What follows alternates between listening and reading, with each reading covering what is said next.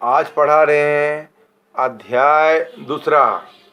अध्याय दूसरा में हेडिंग है भारत में ग्रामीण और नगरीय जनसंख्या, rural and urban populations in India, है ना। भारत में हेडिंग है भारत में ग्रामीण और नगरीय जनसंख्या, rural and urban populations in India. गांव और शहर में पॉपुलेशंस, है ना, क्या है, कैसा है, क्या आबादी है, इसके बारे में बता रहे हैं। प्रायः देशों में जनसंख्या का विभाजन ग्रामीण और नगरीय जनसंख्या के रूप में पाया जाता है। कहीं पर भी नगर और ग्रामीण क्षेत्र के रूप में जनसंख्या देखने को हमें पाया जाता है। आप ये चीज को जानते हैं अच्छी तरह से, है ना। तो नगरीय जनसंख्या या तो लगभग समान होती है या फिर अधिक, जबकि विकासशील देशों में ग्रामीण जनसंख्या नगरीय जनसंख्या की तुलना में अधिक होती है ना। विकासशील जनसंख्या नगर की अधिक होती है। नगरीय जनसंख्या में बढ़ोतरी का संबंध आर्थिक विकास की संसाधनों में उन्नति से होता है। आर्थिक संसाधन की उन्नति से, डेवलपमेंट से होता है। क्या से होता है? डेवलपमेंट से होता है, उन्नति से, विकास की रास्ते से होती है। बात समझिएगा, है ना। जैसे उदाहरण के लिए वर्ष 1901 में ग्रामीण जनसंख्या 213, 1911 में 226, 1921 में 223, 1931 में 246, 1941 में 275, 1951 में 299, 1961 में 360, 1971 में 439, 1981 में 524 और 1991 में 629, 2001 में 743, 2011 में 836। ये हो गया ग्रामीण जनसंख्या। अब नगरीय जनसंख्या देखिए, 26 2000, 1901 में 26, 1911 में 26, 1921 में 28, 1931 में 33, 1941 में 44, 1961 में 62, 1961 में 79, 1971 में 109, 1981 में 159, 1991 में 208 और 2001 में 286 और 2011 में 285। आप इस चीज का तुलना कीजिए, ग्रामीण और नगर की तुलना कीजिए, है ना। तो नगर में जो चीज हमें मिल रही है वो गांव में हमें नहीं मिल रही है। नगर में जो चीज हमें उपलब्ध है वो चीज शहर में, गांव में नहीं है। हम एक क्वेश्चन भी आता है, नगर, ग्रामीण और नगरीय समुदाय में, कम्युनिटी में क्या अंतर है? बहुत अंतर है। आप भी जानते हैं चीज को, क्या अंतर है उसको जानते हैं ना, क्या अंतर है? बहुत अंतर है ना। बहुत तरह की है। जो चीज, जो सुविधाएं उपलब्ध हमारे में हो जाती है ग्रामीण क्षेत्र में, वो नगर में नहीं होगी, और जो नगर में हो जाती है वो ग्रामीण क्षेत्र में नहीं हो पाती है।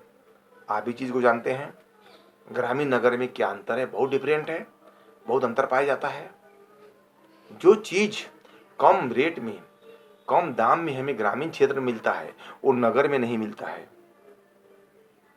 आप ये जो गौर किए हैं ना, तो आप दोनों में भेद है। एग्जाम में आता है डिफरेंट है, इसको स्टूडेंट को अच्छा से लिखना है। अंतर क्या है, डिफरेंट क्या है, पॉपुलेशन कैसे बढ़ रहा है नगर का, और ग्रामीण क्षेत्र कैसे बढ़ रहा है। ग्रामीण क्षेत्र के लोग अनपढ़ होते हैं, पढ़े लिखे कम होते हैं, और शहर के लोग ज्यादा पढ़े लिखे होते हैं, है ना।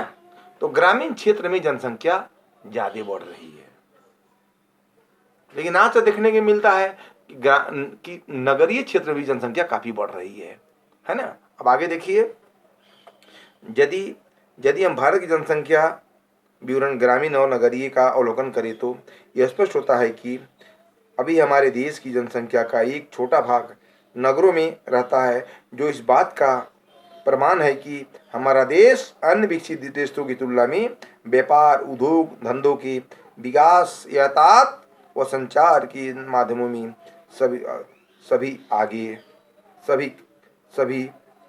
अभी काफ़ी पीछे है। भारत में अभी भी देखिएगा हमारा व्यापार उद्योग सब चीज़ हमारा पीछे चल रहा है। पॉपुलेशन की गति काफ़ी बढ़ रही है। आप भी जानते हैं जनसंख्या जिस रफ्तार से बढ़ रही है उस रफ्तार से हमारी खाद्य पदार्थ में वृद्धि नहीं हो रही है। बात समझ रहे हैं?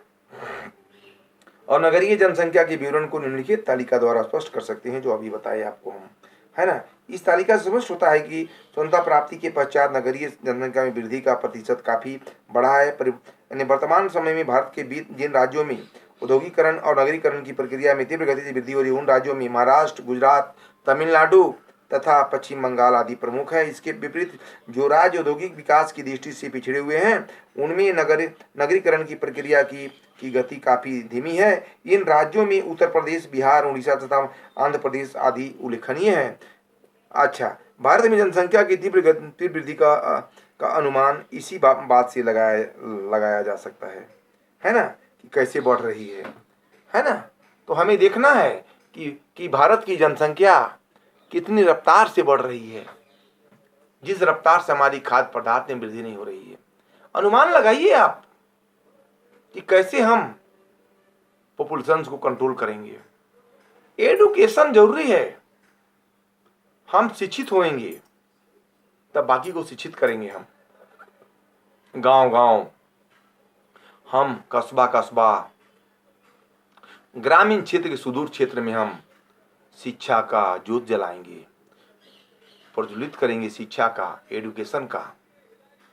लड़कियां कम उम्र में शादी नहीं करेगी, बालिग होगी तब शादी करेगी, है ना। तो इससे क्या होगा? देश में अशिक्षा दूर होगी, लोग एडुकेटेड होगा, शिक्षा का प्रसार होगा और जनसंख्या के बारे हमको समझना होगा। हर को शिक्षित करना पड़ेगा, एडुकेटेड करना पड़ेगा हमको, हर कोई को, क्योंकि शिक्षा की बहुत ही कमी है। क्या है? शिक्षा की बहुत ही कमी है। जब तक नहीं होंगे हम तब तक हमारे देश, हमारे माननीय प्रधानमंत्री ने बोलते हैं कि जनसंख्या घनत्व जो है प्रति व्यक्ति आय बहुत ज़्यादा बढ़ रही है और खाद्य पदार्थ प्रति व्यक्ति की आय में वृद्धि नहीं हो रही है। लेकिन हम इसको गहन अध्ययन करेंगे, अनुपात निकालेंगे और लोग को शिक्षित करेंगे। और जब तक लोग को शिक्षित नहीं करेंगे तब तक हमारी जनसंख्या नहीं रुक पाएगा। तो हमें जनसंख्या को रोकने के लिए जागरूक करना, शिक्षित होना, एडुकेटेड होना मोस्ट इम्पोर्टेंट है कि नहीं? बोलिए, है ना। तो हमें शिक्षा का लौ जलाना पड़ेगा, शिक्षा की बत्ती जलाना पड़ेगी, शिक्षा का मसाल जलाना पड़ेगा। हमें गांव गांव में, शहर शहर में लोग को एडुकेट करना पड़ेगा कि जनसंख्या जिस गति से बढ़ रही है उस गति से हमारी खाद्य पदार्थ में वृद्धि नहीं हो रही है। हमें जनसंख्या को रोकना होगा। हमें हर घर में शिक्षित होना होगा, एडुकेटेड होना होगा हर घर में। और जब तक एडुकेटेड नहीं होगा घर में, है ना, तब तक परिवार में बहुत तरह की परेशानी है ना, परेशानी। तो हमको हर घर में, हर समाज में हमको एडुकेटेड करना पड़ेगा, लोगों को शिक्षित करना पड़ेगा। तब हमारी देश, हमारी समाज, हम आगे बढ़ेंगे और हम आगे विकास की रास्ते हमारी गिनती होगी। हमारे माननीय प्रधानमंत्री ने बार बार बोलते हैं देश को आगे बढ़ाना है। तो कैसे आगे बढ़ाइएगा हमको बताइए आप। जब तक लोग को शिक्षित करेंगे तब ना आगे बढ़ाएंगे हम, तब जनसंख्या में कंट्रोल होगा।